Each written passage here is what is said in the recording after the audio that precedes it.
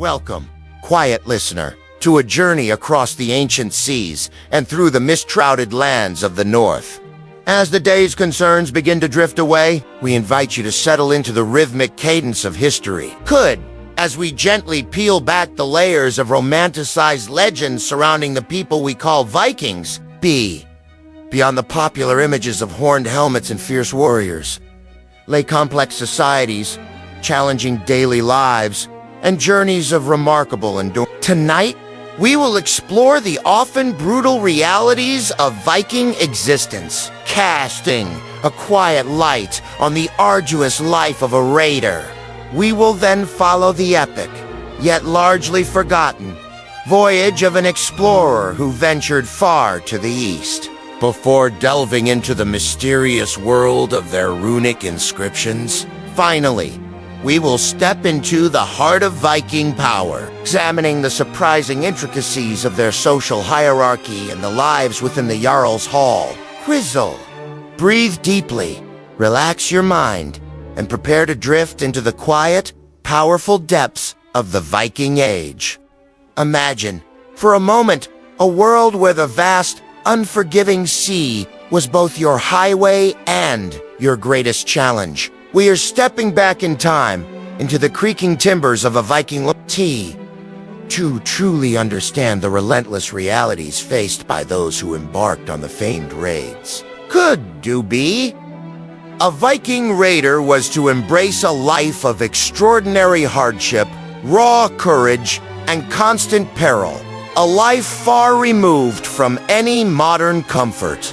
Your existence, were you to join a raiding party, would be defined first and foremost by the longship itself. Imagine this vessel, sleek and open to the elements, propelled by the rhythmic pull of oars and the power of a single square sail. There were no cabins, no sheltered berths, only the open deck.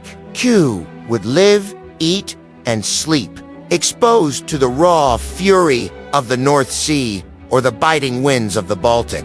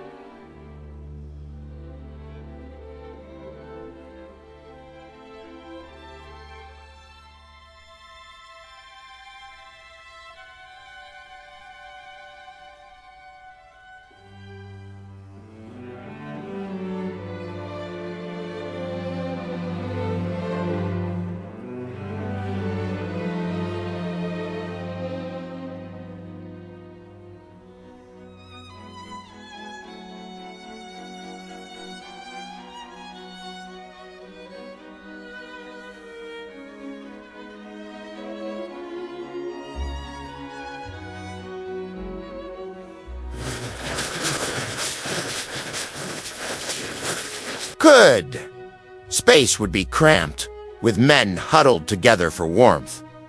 Their personal belongings reduced to what could fit in a small bag. The constant motion of the waves, the spray whipping across the deck, and the bone-chilling cold would be your perpetual companions. Endurance was not a virtue. It was a fundamental requirement for survival. As the longship approached a coastline, the purpose of your arduous journey would become brutally clear.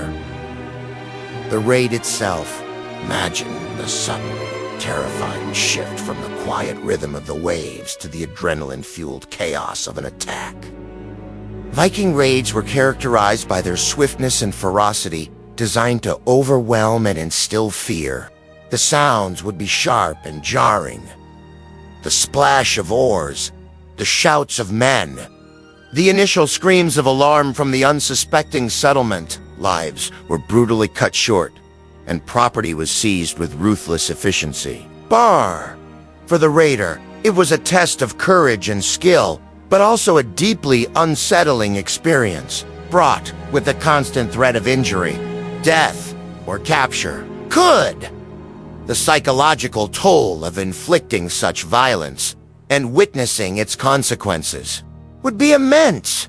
leaving a different kind of scar than those sustained in physical combat. Seasonal nature of raiding meant that much of the year was spent enduring the harsh Scandinavian winters.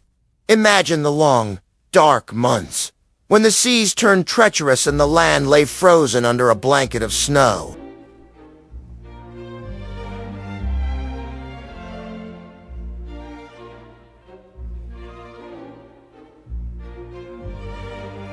Good.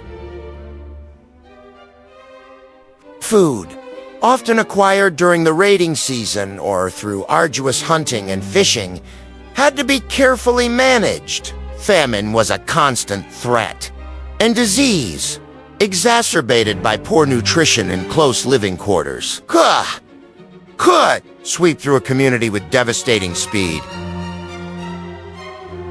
The biting cold, the struggle to keep warm, and the ever-present threat of starvation made winter a time of quiet, desperate endurance, a stark contrast to the explosive energy of the summer raids.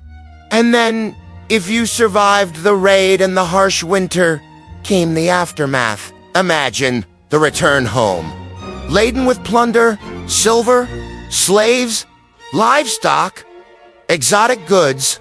This was a moment of triumph, yet it also brought its own set of challenges.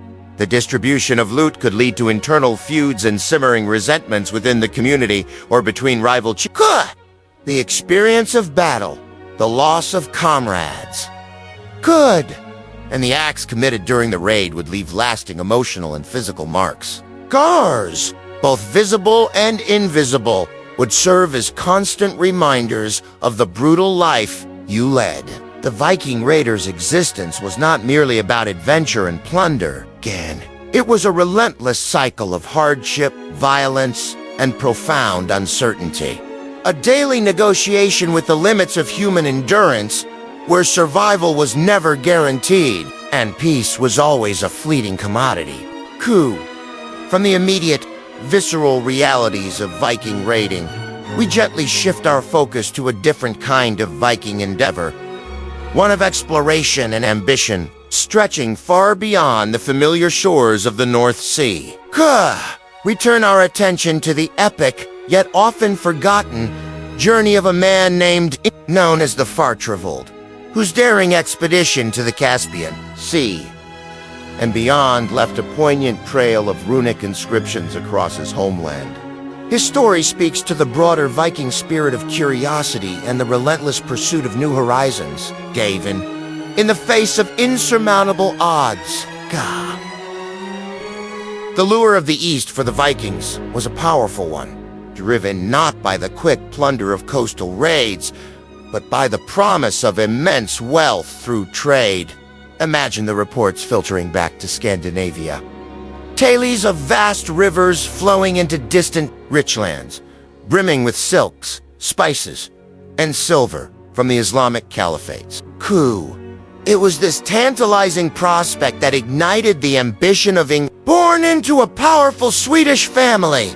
Likely in the early 11th century, Ingvar envisioned a new trade route, one that would bypass the traditional Viking river routes through Kiev and Rus, and open direct access to the lucrative markets of the Caspian region, a place often referred to as. His goal was not mere raiding, but the establishment of enduring trade connections, securing wealth and prestige for himself and his followers. The journey began around 1036 to 1041 CE, from what is now Sweden.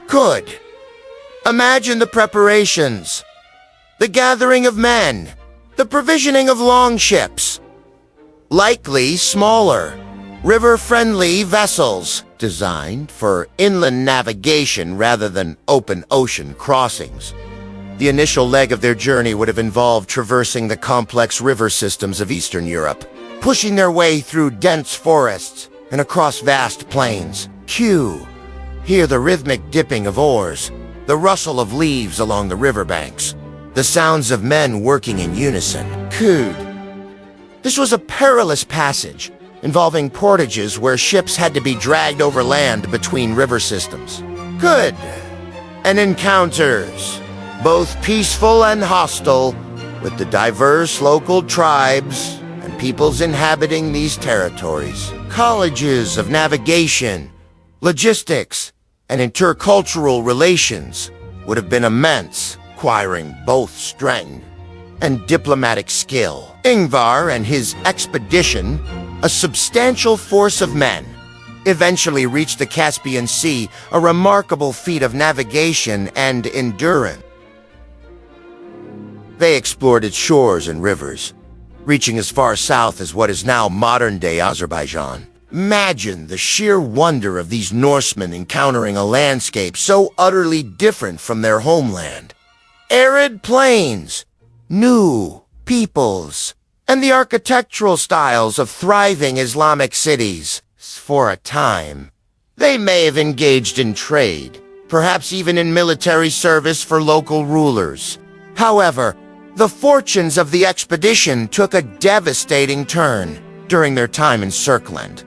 A severe illness, likely a virulent disease to which they had no immunity, swept through their ranks. Could imagine the devastating effect. Strong men weakened by fever. Could their numbers dwindling rapidly. Far from home and without hope of succor. Could the disease claimed the lives of most of Ingvar's men, including Ingvar himself. The tragic fate of Ingvar's expedition would likely have faded into the mists of time, had it not been for a unique and poignant historical record. The rune stones of remembrance could. In the years following the expedition, across central Sweden, over 25 runic inscriptions were carved by the families and communities of the men who had perished with Ingvar. Imagine these stoic stone monuments raised in quiet remembrance. Could their intricate carvings telling a collective story of loss and distant adventure. These stones list the names of those who died in Circland or to the east with Ingvar. They are more than mere tangible memorials to a forgotten expedition. Offering a rare and deeply personal glimpse into the human cost of Viking exploration. These silent stones, standing in fields and by ancient roads, whisper the tale of Ingvar the Far Traveler, a reminder of ambition that reached too far, God, and a journey that became a testament to both human daring and inevitable mortality. Could, from the epic yet tragic journey of Ingvar the Far Traveler, and the poignant rune stones that silently mark its memory, we now gently delve deeper into the very language of the Vikings. We will explore the enigmatic world of runic inscriptions, a system of writing that was far more than mere communication. For the Vikings, runes held power, meaning, and perhaps even a connection to the mystical forces of their world. Unlocking their secrets allows us a deeper understanding of their beliefs, their daily lives, and their profound reverence for memory. At the heart of Viking communication lay the Futhark, the runic alphabet. Imagine a set of angular, often straight-lined characters, seemingly simple, yet imbued with deep significance. Unlike the Latin alphabet, which was primarily a phonetic tool. Each rune in the Futhark often carried not only a phonetic value, but also a distinct name and a symbolic meaning. For instance, the Fehu rune might represent the Soundi, but also symbolize wealth or cattle. This dual nature elevated runes. Beyond mere letters, they were seen as carriers of power, wisdom, and magical potential.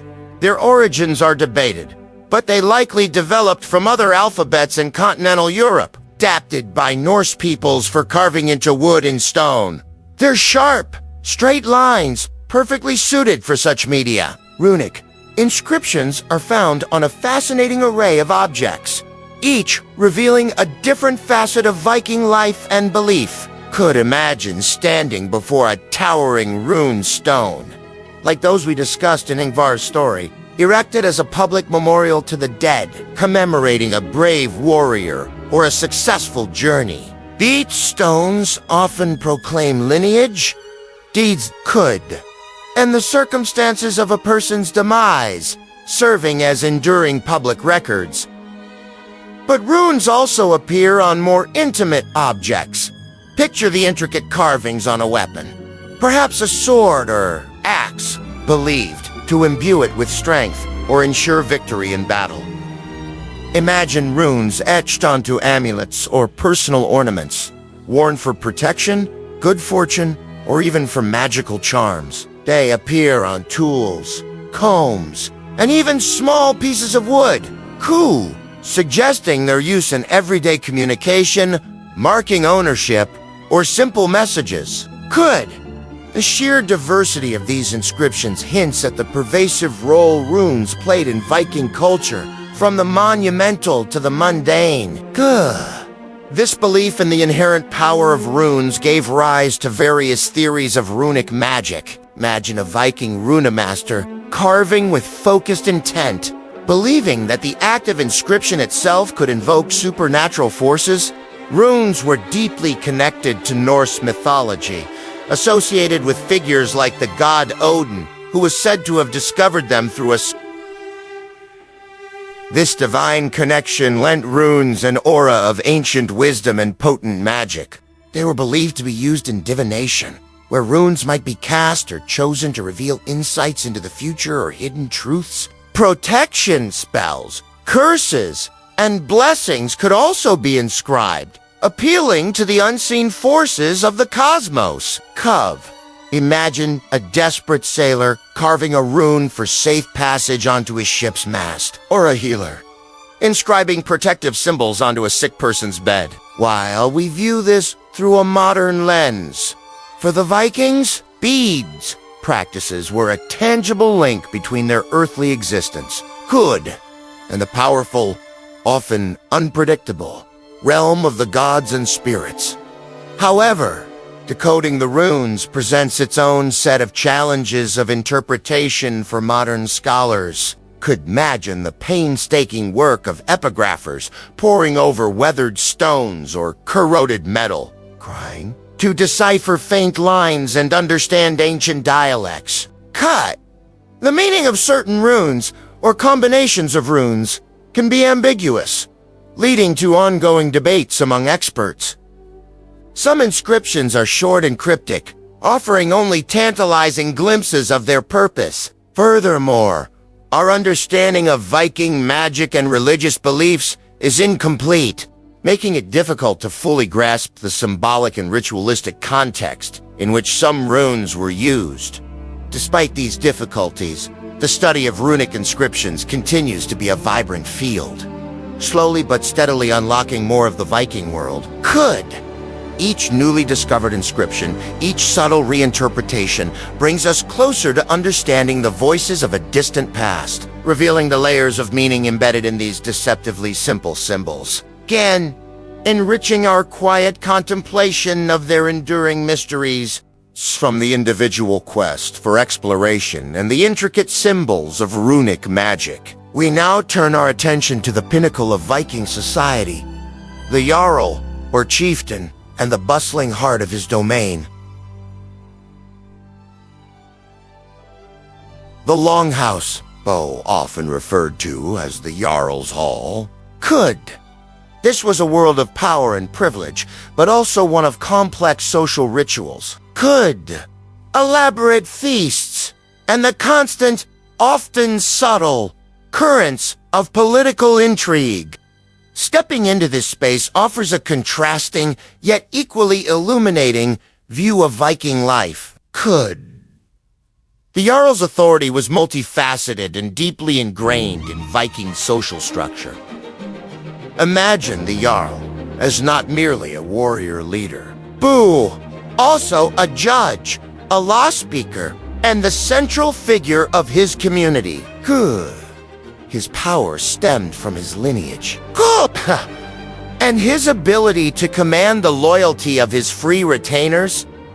In disputes, he would preside over the thing, the local assembly, dispensing justice based on established laws and customs. In times of war, he would raise the levy, leading his warriors into battle. Jarl embodied the strength and stability of his district, responsible for its defense, prosperity, and the well-being of its people. His decisions, while sometimes influenced by council, held immense weight, shaping the lives of everyone within his domain. The very architecture of the Longhouse reflected its central role as a hub of power.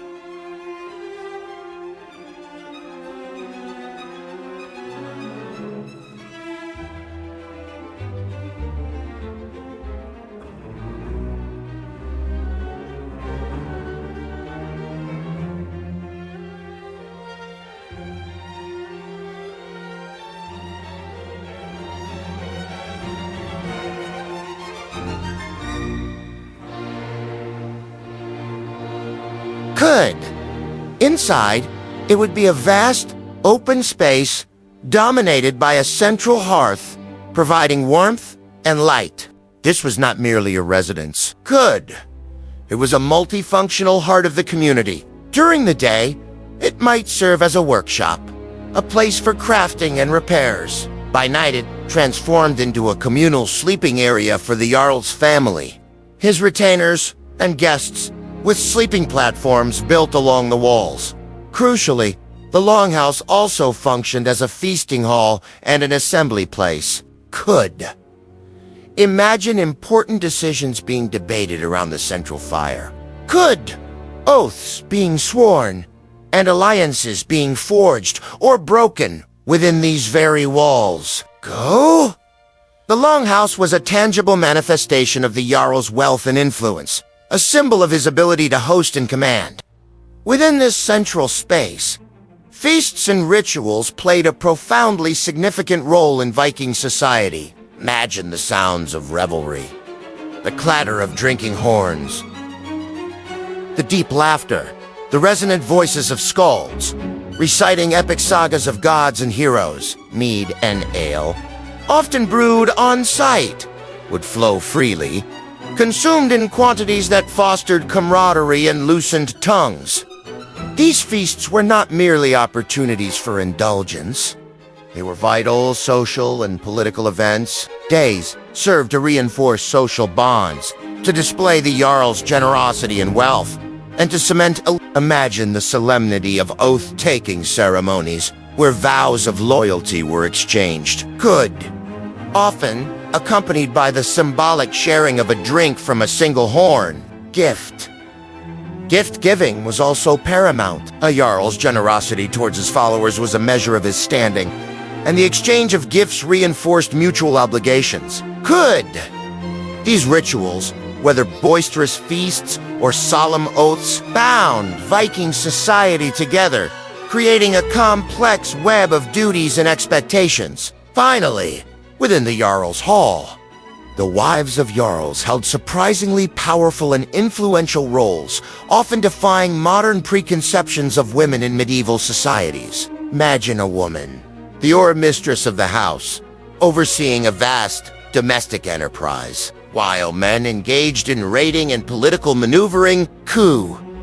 It was often the Jarl's wife who managed the household, which could include a large retinue of servants, slaves, and free workers. She controlled the keys to the storerooms, oversaw the production of textiles, food preservation, and the management of farm labor. She was responsible for the family's wealth in her husband's absence, and her economic power was often considerable, particularly through dower rights and inheritance.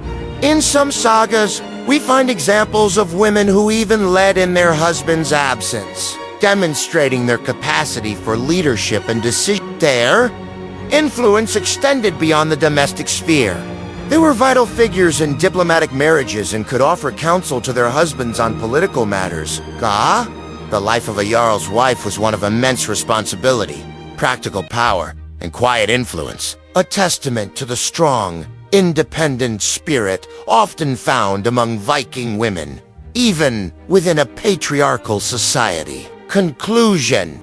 As the echoes of the Viking Age begin to soften, and the images of Longship's runic carvings and the bustling Jarl's Hall, we hope this journey has offered you a calming glimpse into a fascinating and often misunderstood past. We have plunged into the arduous realities of the Viking raider's life, acknowledging the profound endurance required to brave the cold seas and wield the axe. We then followed the ambitious, yet ultimately tragic, journey of Ingvar, the far-travelled. A reminder of the enduring human impulse for exploration. We peered into the mysterious world of runic inscriptions, uncovering their layers of meaning, from mundane records to powerful magical symbols. And finally, we settled into the heart of Viking power, serving the complex social rituals and surprising influence of women within the Jarl's Hall. Each facet of this ancient culture, from its raw strength to its hidden spiritual depths, forms a richer tapestry of the Viking period, revealing a people far more nuanced than common legend often suggests. As these historical details gently recede, allow the steady cadence of the past to lull you further into tranquility. May the distant whisper of the wind across northern seas, the quiet stories carved in stone, and the murmur of an ancient feast now blend into a soothing melody, guiding you peacefully toward the embrace of deep and restful sleep.